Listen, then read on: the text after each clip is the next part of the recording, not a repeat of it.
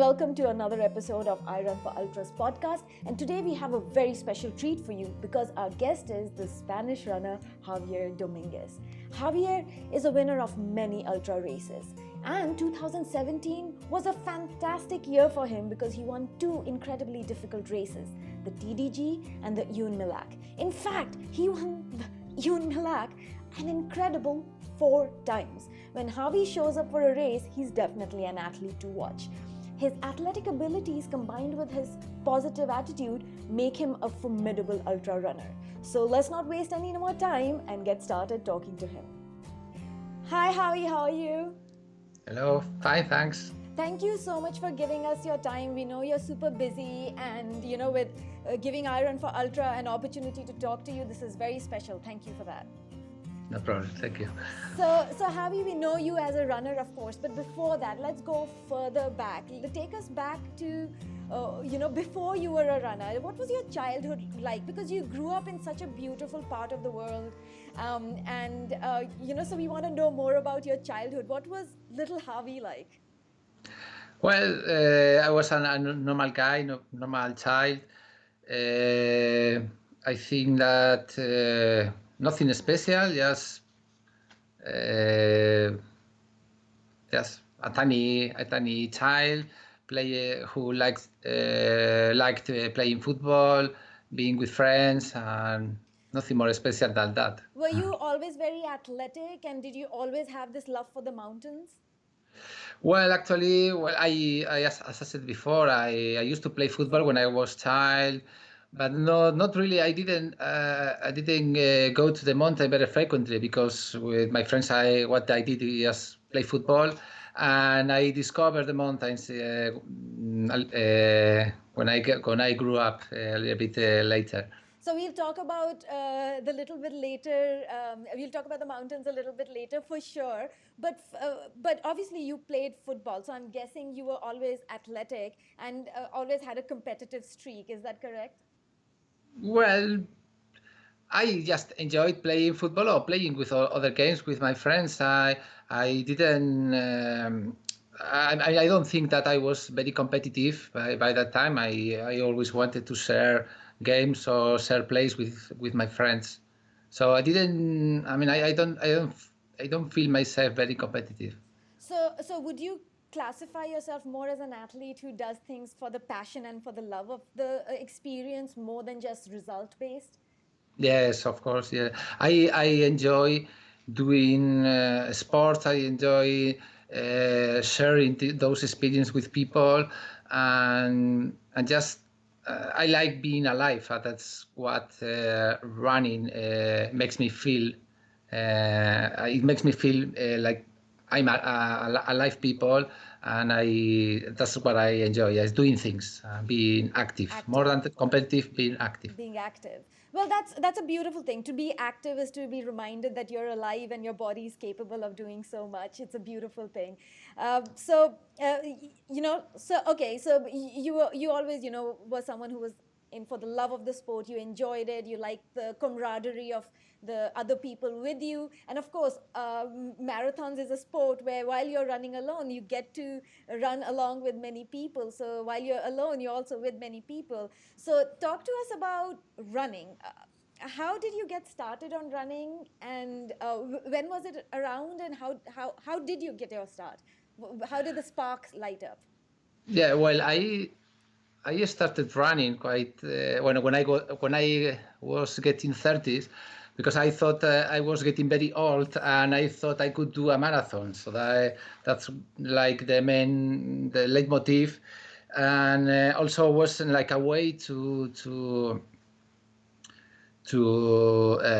forget about my thesis, because by that time I was writing out my thesis, so it was like a way to escape from that and to do different things, and that's how I started running. I enjoyed that first experience a lot. I prepared a marathon, and I really enjoyed that experience. I think I enjoyed more preparing the marathon than doing it itself. But after that, I kept running and doing more marathons and then going to the mountains and so on, so on. And you ran marathons for a bit before you started running ultras. How did that come into your radar? Because even a lot of marathon runners will not even go near a long distance, like longer distance running like ultras. How did that happen? Well, the thing is that what I enjoyed about running is like being on your own. Although sometimes the good things about the races that you share the races with the people you run with, but that's like a time for you, so you can spend few hours just thinking about your things in your own bubble. So that's what I think I enjoy the most. So I started doing 40Ks, then one day I did 45, then 50, and then go, and then ultras. And obviously, you're an intellectual mind. You have other than an athlete, you're a researcher, and there is something about ultras that draws a lot of thinkers. A lot of the runners that we talk to, they seem to be intellectual minds. So would you say that that is true? And there's something about ultra marathons that feeds that side of a person's personality? Well, I don't know, but the thing is that if you are able to do an ultra, it means that you are quite constant doing one thing. So you have the you I mean you are able to prepare your training to prepare that race, which is like a very big project. So if you can do that, you can do whatever you want. There is one thing you need is that you first you need to like what you do, whether you are running a race, whether you are reading a book, whether you are writing a book, whether you are doing or making a house, whatever. So it's just keep doing whatever you feel comfortable and whatever you enjoy. So to be able to commit to it, you have to commit to something and be able to do it. Yes. And you know that like in a race, in an ultra race, sometimes you have bad moments, but if you think that you will be able to go back or to feel good again, so it means that you can do whatever you want. It's true. And So you have up and down. So when you are down, you need to think that you are going to go up again. so it's like almost like life, right? So you have ups and downs in life, and you have to just keep going and just one step in front of the other and focus on what to do next, right? Yes, you can actually you can project one of the race into your life or into your the way you live with people or to any kind of project, whether it's work or one hobby. Absolutely. So tell us, when it comes to you have a background in marathons and ultras. Out of the two, which one do you find more challenging, or are they completely different to you? They are completely different. Well, for me, asphalt marathons, which are the first races I started with, you fight against yourself, but also against the watch. So I remember when I was doing those marathons, I was all the time looking at the watch, looking at the time, and I can go and do it faster or faster. But so it's like a very constant race where you cannot even talk to the guy you have on the other by yourself, because you want to do a proper marathon race, you have to do it fast, and so there is no time for fun. But in ultras you have for me it's an experience much more than a race. You have anything can happen. You could have good weather, bad weather. You can run during the night, along the day with people. You can talk to people. You can see mountains, forests, animals. So it's like a little trip which lasts a weekend. It's amazing. And also that trip with, like you said, so many people who are there to support you and who are rooting for you. And that's the interesting thing. One of the interesting things about ultra marathons is everybody talks about the community, that everybody is there, even though you're there to compete with each other, at the end of the day, you're there for the shared experience of the race as well. Do you enjoy that aspect of it? Yes, because all of us know what an ultra is, and and I know that everybody. I mean, if I finished a race, I know that other guy who has finished that race. I know what he had to pass through, and all this experience. So it is like a common goal, a common project, and in the nature. So I see those runners more than competitors, like friends who has shared with me a very big experience. So what is your process when you think about, which races you're going to compete in, other than the logistics of availability? What are the key factors that play a role in you selecting the races that you choose? Well, first I select the races that I know I'm gonna enjoy, whether I've done it many times before. For instance, one of my favorites races is Gamma Scory, which is one of the most famous here, and for me it's like partying, And I go every year, and I enjoy it because not only the race but the ambient and the people you share the experience with.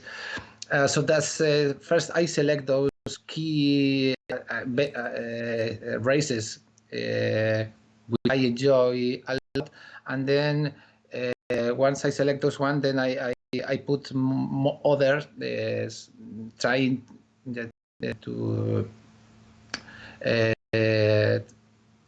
I selected them because I like traveling also, so I try to go to one place I've never been before, and then sometimes other races because I select some other races because I go with some other friends that there. So it's like, okay, I want to go to that place to race and also to spend a weekend with my friends. And then go another one. So that's the way.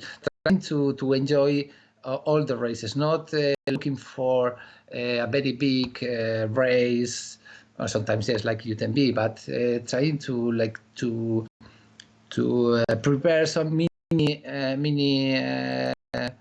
holidays, weekend holidays with my friends. So it's amazing that you are someone who doesn't just fit races into your life, but it's more like you weave it in, like it's a part of the fabric. It's not just fitting in all these races. It's about making it an experience and making it become a part of your life in more than just being a race. So that's a beautiful thing. Yes, because it could be very stressful if you try to select some races along the year just because they are races you have to go to be in. So and then you have to travel a lot, and in case as I work, I have to ask for some days off. So sometimes it could be quite stressful. But that's why I try to enjoy every single And that's race. why you have to balance it out. Yes, that's amazing. And have you ever thought about coming to the States, coming to America for races, and coming over here?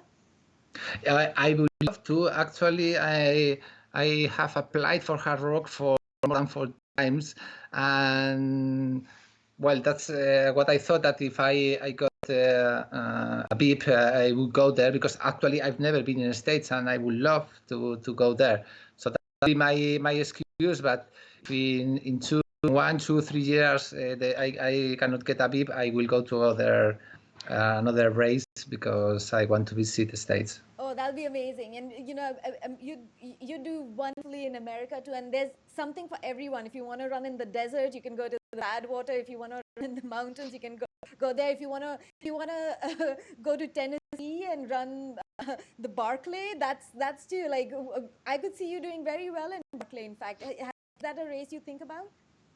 Well, I've heard about that. I know that it's very crazy, and And it's a you know, it intellectual does. thing. It's, yeah, it's in the brain. Yeah, you know that the first time I heard about that race, I thought it was crazy, and I like that would be, and I thought that would be one of the races I wouldn't do. I've never do it because I thought it had no sense. But that exactly what I thought when I first heard about Tour de Jans, and years later I did it. So Yes. so I never will say no again to one of the Yeah, races. you never know. You never know. You get at it. Yes, amazing. So, okay, so we have talked about the selection process. We have talked about what you enjoy about ultras. Now let's talk. And you've touched upon this a little bit, but let's talk a little more about the physical challenges and mental challenges. Let's start with the physical first. Of course, some of the obvious physical challenges are injury and fatigue, and anything can happen. So, what are some of the biggest physical challenges that you find, difficult? Is it really before the race or during the race? And also, what do you do to overcome the physical challenges? Well, first you need to be very well trained to do some of the races, because they are long distance races, and you have to be prepared physically, because otherwise it's obvious. And also during the race, you could have like tiny things that are very very important, like for instance. You have to take care of your feet, because if at the hours during the first kilometers you have a blister, then it would be a very big problem. It's a little tiny blister. It would be a nightmare after 10 hours. Also, an injury if you are injured. So, well, that's all those the problems that anyone could have. But that's part of the game. That's just one part. It is The physical. the physical part, and of course, nutrition the part of physical as well, right? So would you Yes, say yes, yes. that you're very how big a role does nutrition play in your training? Of course, it's a big role, but also because every athlete, everybody has their own thing what they do with nutrition. So talk to us a little about what your nutrition plan is. Yeah. Well, first of all, you need to, in my case, well, I think, well, to everybody, you need to know what type of food you are capable to eat during the race.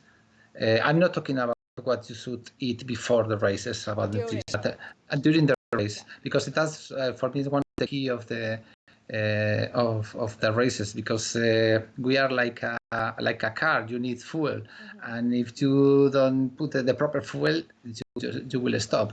So first you need to know what makes you feel better, what you cannot, what type of you have to avoid, and then you know that you have to eat and you have to drink every hour, every 2 hours. But even if you want, you need to drink, and you need to eat. And also, each person is different from us, so you need to know what is good for you. Some people can do one ultra just taking bars or gels. Others eating rice. So it depends on the people.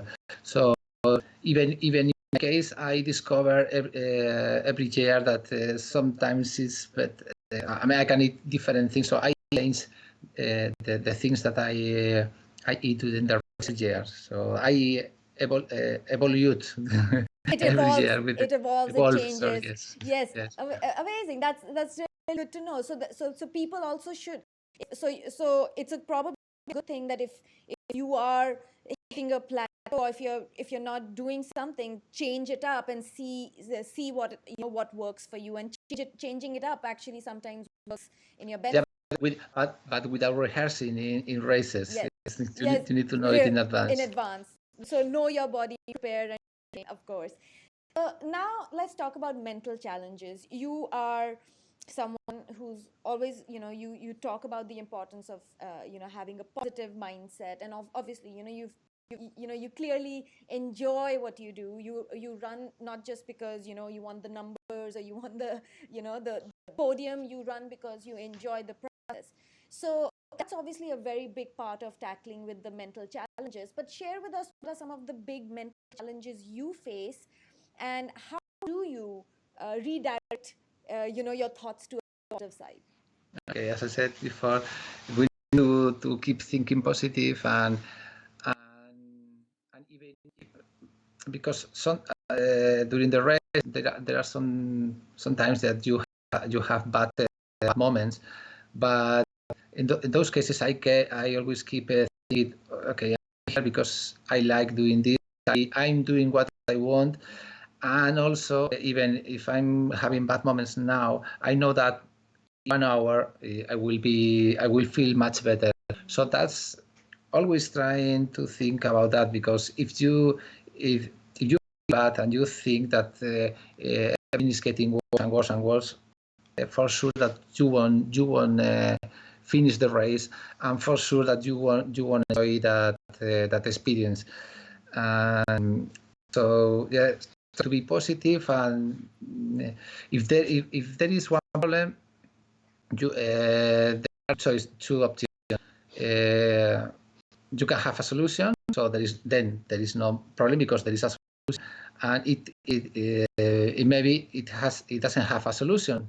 So it's no you don't need to worry about it, because if there is no solution, you cannot do anything. So keep going. So that's why it's interesting, because that is why with us it is such a thinking sport. You have to keep thinking, and so many times mind plays tricks on you, and your body thinks on you, and if you push through, you can get to a place where you perform even better than you thought. Because so many of the athletes that I've interviewed, they all talk about like some of the races that they end up breaking records, and they say that they have a miserable time. Sometimes through it, it's some of the hardest races, but once they manage to push through, sometimes more than once, it's a different game. Yeah. I mean, winning a race, it doesn't mean that you have enjoyed it a lot. So, exactly. Sometimes when I finish a race, I go to bed, I sleep, I wake up, have breakfast, and go back to the field line and see people still finishing the race. Yes.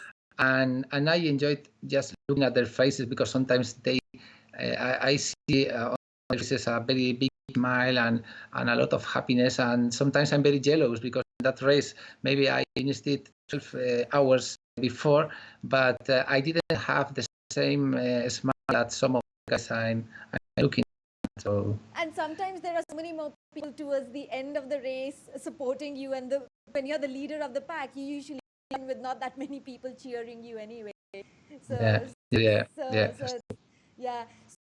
you are someone who has you balance your work life other than the running with your running career, and that's really commendable thing to do. And you talk about the importance of putting your shoes on, going out for a run every chance you get. Talk to us when you have a race coming up, when you have the Ehunmilak and TDG and UTMB coming up. What's your training like leading up to the race? How is it that what does it look like month leading up to the race?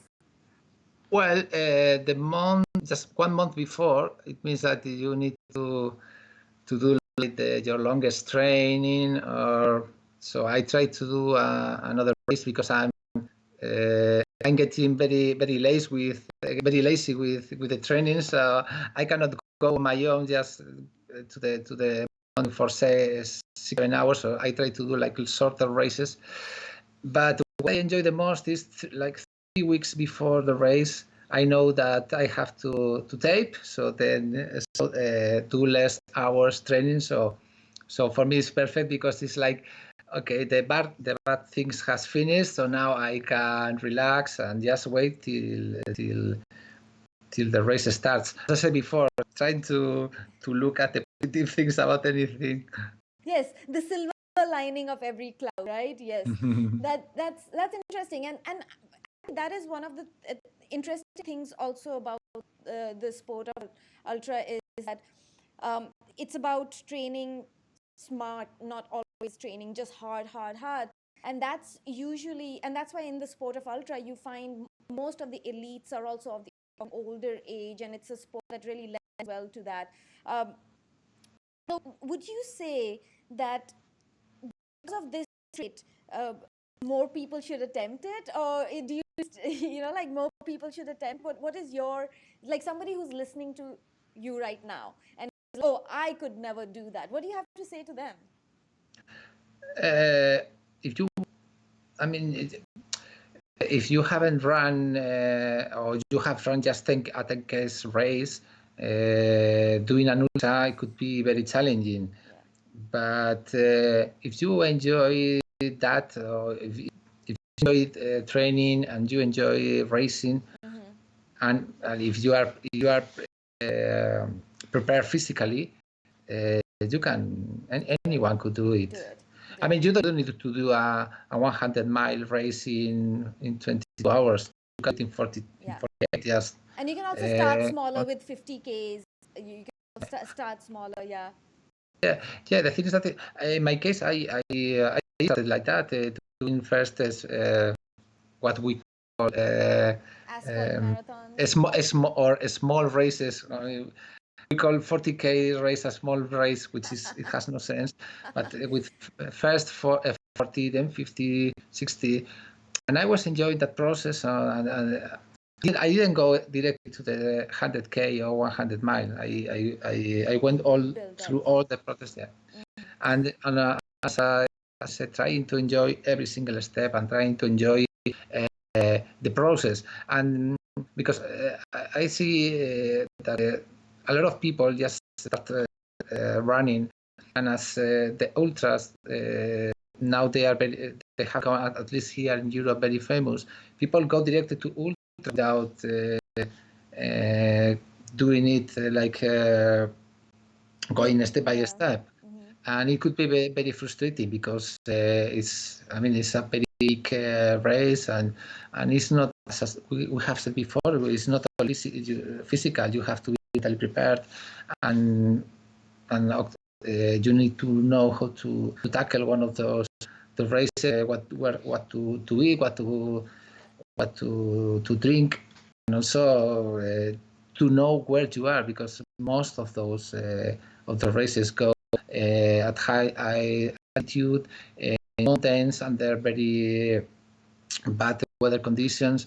And some people just go there because it is cool to do an ultra, but without knowing what the mountain means, or what one of those experiences means. Yeah. So you're saying it's important again to make smart decisions and to work your way up, not try to do the thing right at the beginning and then get upset, disappointed. Yes. So you talk so much about a positive attitude and enjoying, just enjoying the process and staying positive. You always like this, or is it something that you've worked on throughout your life? Well, I think no. I think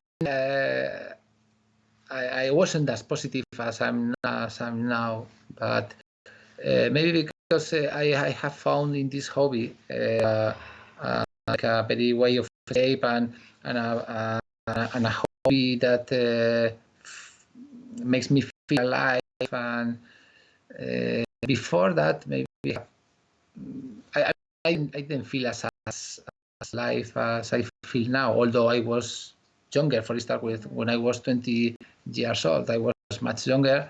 I had other hobbies. I used to go out a lot, and which I don't regret, because that's what I liked at the time. But now I enjoy my life in another way, and I feel more active. I feel more life, and I enjoy like sharing this activity in the nature.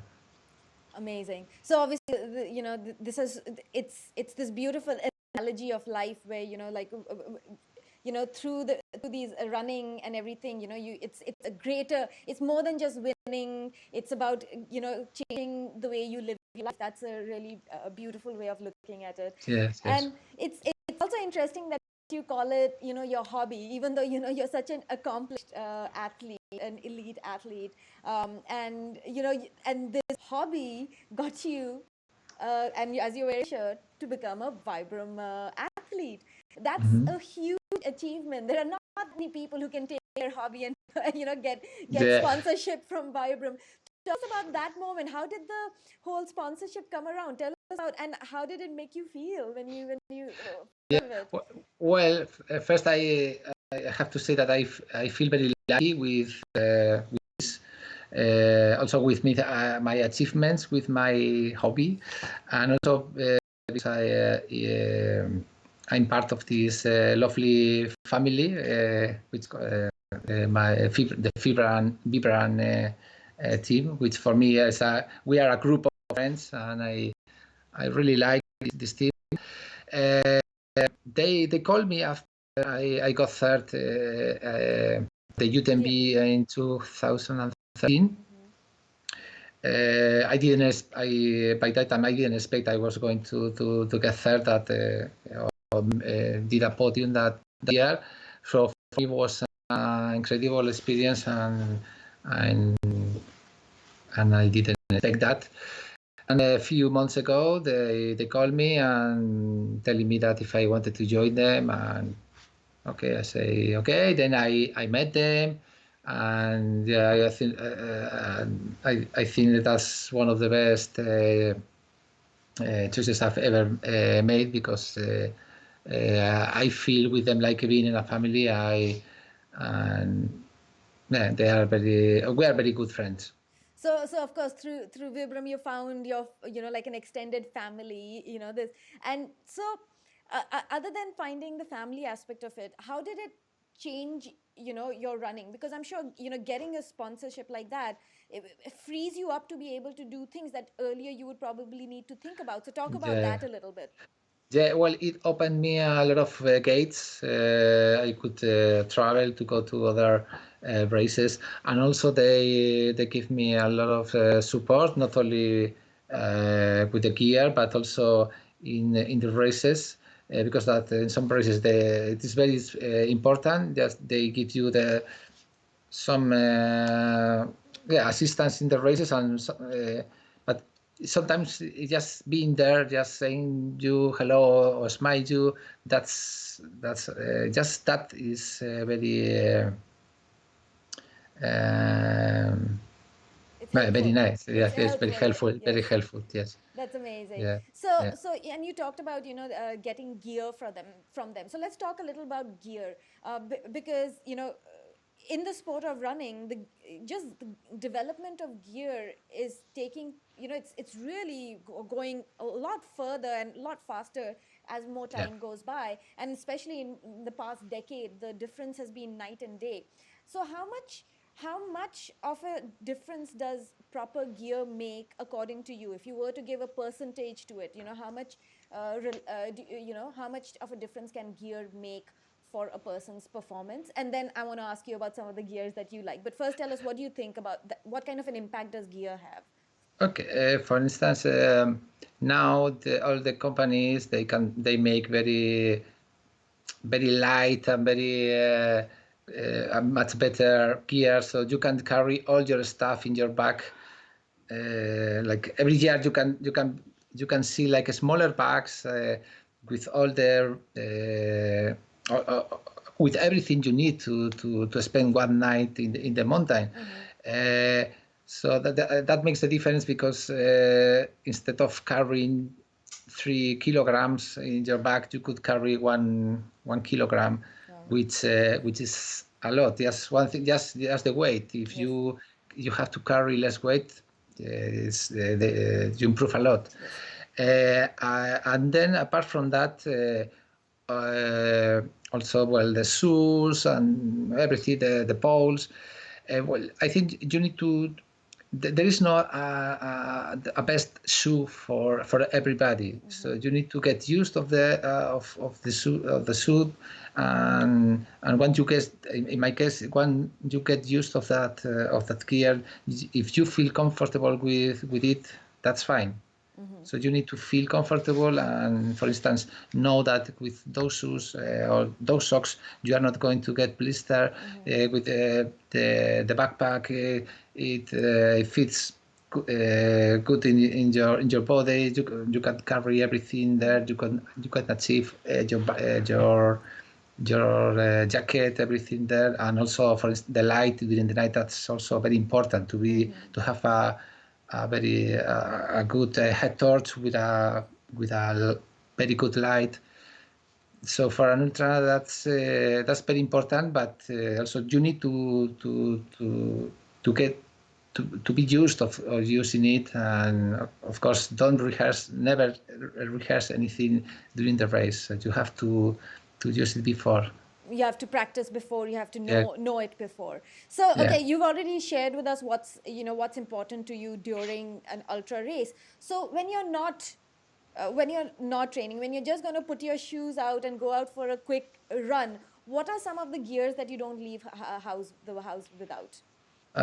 Watch, my keys to get in the house, and a pair of shoes. Well, Okay, also of some course, shorts. of course. Yeah, and yeah, in summer when it's hot, I try to bring the less gear I could bring.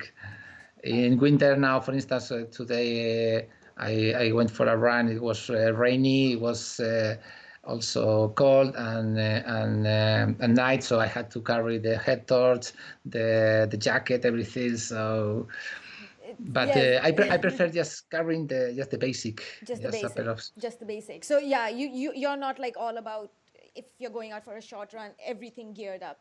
If you can, you can just put your shoes on and shorts on and go out there. Yeah, very important, the keys, the The house keys, keys. the keys. Yes, the keys. Very important to have the keys. So, let's talk a little about your love of the outdoors. Obviously, you like the mountains, you like running in the trail. What so I would assume that is that your favorite kind of terrain to run in, or tell me what kind of places do you like running in? What terrain do you enjoy? Mountain, forest, I mean, even the desert, anywhere where there is no people and there is silence, and but you can find animals. So well, it depends during the night, during the day, some quiet places. So obviously you enjoy nature and you like animal and wildlife. We are living in times where there's a lot of human encroachment upon a lot of these, like beautiful, pristine parts of the world. What kind of a responsibility do you think athletes have to bring attention to such conservation causes, and what are the avenues that you think need a lot of attention? Well, of course, when we are outdoors, we need to think that that's not the city. If you throw one thing in the floor at the floor, nobody's going to pick it up for you. So you need to leave the place as it was before you went there. But not only if you go for, if I go to race, or if I go to the beach, or if even in the city, I try to not to throw garbage to the floor, Leave no and trace, basically. not, yeah, leave no trace. Yeah, Yes, yeah. actually, yeah. And yes, I mean, just have common sense, and don't disturb animals, don't disturb other people, and Don't mess with the ecosystem, basically. yeah, Yes, that's good. So, don't mess with the ecosystem. Yes. so hopefully we'll have beautiful forests to always run in, and have amazing trails for amazing athletes like you. So tell me about, now let's talk about some of your favorite racing experiences? You know, like, of course, you know, you have your wins and everything, but like you said, just because you win a race doesn't mean you enjoy it. So what are some of the races that you enjoy the most? Well, well, the most could be, for instance, the first time I won Ehunmilak, which is an ultra here in the Yes, Basque yes. You won Country. it 4 times, yes. Four or one, two, three, four, five or seven times, I think. Wow, so I don't remember. internet needs to be researched. I thought it was 4 times. Yes, I think, amazing.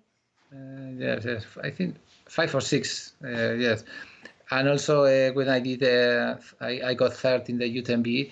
Yes. Those are a bit very big races for me, but there are other races I have made that they were very good experience for me. For instance, I don't remember, maybe it was in 2008 or something like that. I went to run a marathon in the desert, in the Sahara Desert.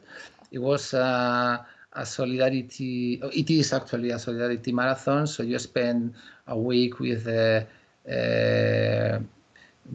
one part of the Algerian desert, sorry, in a refugee camp. So you spend time with those families. They talking about what happened in the Occidental Sahara, where this marathon takes place. And then so you spend that week, and then at the end of the week you do the race in the desert. So for me, it was a very special one. I didn't win it, of course, but it's just the experience of just not racing, doing a race in a desert, but also spend time with the people who live there and understand their story. Why there are 200,000 people living in a refugee camp there, and I mean that's another way to express your solidarity with them and to know their problem, and then here trying to spread the problem that they have in order to to say to everybody what is happening there. Yeah. So to absorb the cultural experiences and then to use, you know, the knowledge that you have gained to raise awareness.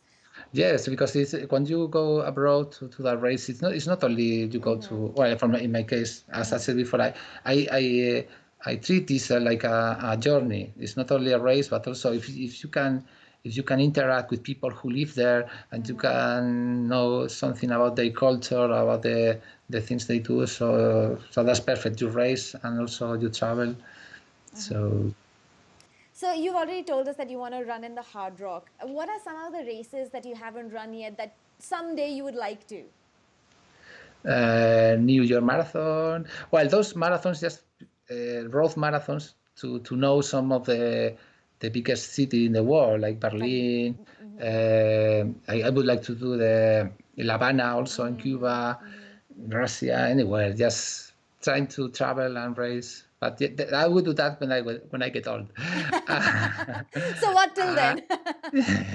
Until then, other in Patagonia. I would love to go to New Zealand. I mean, to other places. In China also, I would love. I did Hong Kong 100K, but I would love to go to China to do another race. But there are many races in the world. So Yes. So when you're not running, what are some of the activities, Javi, that you enjoy doing? for instance, having a beer. Yes. Perfect. Yes, actually, I brew beer, so that's one of my hobbies. Yeah. Oh, another hobby. Next thing you know, there'll be like famous Javi beer. What's your favorite Yeah. beer that you drink? API. Well, API. API. Also, I am enjoying a lot of Stutz now. Yes. But anyway, I like cooking, so that's for me that this is like cooking. You know, it's like instead of making Yes. food, you brew beer, and I have many other hobbies. I have a problem because I could have thousands of hobbies. So the thing is that I mean I never get bored. No, that's good. And like you said, it's a way of feeling alive and staying alive by keeping yourself involved and active. And obviously, like if you enjoy cooking, then nutrition being such an important part of your life, you manage to combine the two, and Mhm. it helps you eat tasty and stay healthy, I suppose. Yes, yes, yes. It's And very so when you go traveling and when you just go for a holiday, do you always manage to squeeze runs in, or do you take time off, and are you ever lazy? well. The thing is that the good thing about running is that you can run. You just need a pair of trainers You can, and go there. So it's easy. So so I try when I travel. I always bring my shoes, and if I can run, I go for a run. If I cannot, I no big forget deal. about that. Yeah. Okay, so you don't attach any emotions if if you can't go for a run. It's not like you get frustrated about it or anything. You're like, No, no. I used to get frustrated, but I learned some years ago that it's better to maintain very well trained your brain. So I try to be calm. So if I cannot go for a run, okay. So I know that I will be, my body will be worse, but my brain will be better. So I try not to stress with that because it could be very stressful. It could be very frustrating mhm. also. So I mean, as I said before, it's a hobby. It's not. So if I cannot go for a run, if I cannot train, Yeah. okay, that's fine. There are worse things in the world than that. Hmm. And so, you've talked about your Vibram family. So tell me about your support system, because obviously, to be able to do what you're doing, to have this amazing career in running, you probably have a support system of people around you. Who are the people, who keep you going? Like so who motivate you, who you think of when you're doing these races? Well, my family, my friends, and myself. That's very important. Yes, yes, just been, and also, well, I think you have to the main source of motivation can have has to come from you. You have to find the way to be motivated to do this. Sometimes I go to train with friends because I don't want to be on my own, so I go there. Sometimes I look for an excuse to train. For instance, arrange a meal with friends after a training, and the same with the races. Trying to look for places that you know that you are going to spend a very good time with the family, with friends, not only the race but also the everything Everything that else. surrounds. Yes. Yeah. And so yes, that's it. So And to now be I'm a very, complete experience, not just yeah, race. yes.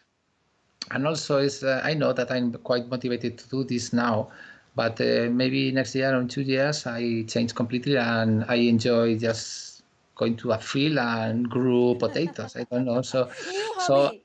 yes, New yes. hobby. You always has you have to have a B plan, Mm. because even sometimes you get injured and you cannot run. Yes. So What do you you can do play then? chess. Yep. Yeah, you can read. You can play chess. Hmm. So there are always a lot of things that you can do to fill those gaps Yeah. instead of watching telly. Yeah. So what does 2019 have in store for you? What can we expect from you, Javi? Well, I have a lot of races every year. I say, okay, next year I will race less and try to do other kind of things. But it's like in some races they invite you. I cannot say no. And other races I go with friends. So yeah, a lot of races, and I hope no injuries, and Fingers crossed, yes. yes, yes, and enjoy all of them. Enjoy all of them. So that's Any that we can keep it, because we at IRUN4ULTRA, we try to be there at as many races as we can be. So what are some of the races that you think we could find you at so we can follow you? well. First, the Segama Scorri, as I said, you there's 42 Ks here in the Basque Country. Ehunmilak, those two races I always do those ones because it's playing at home.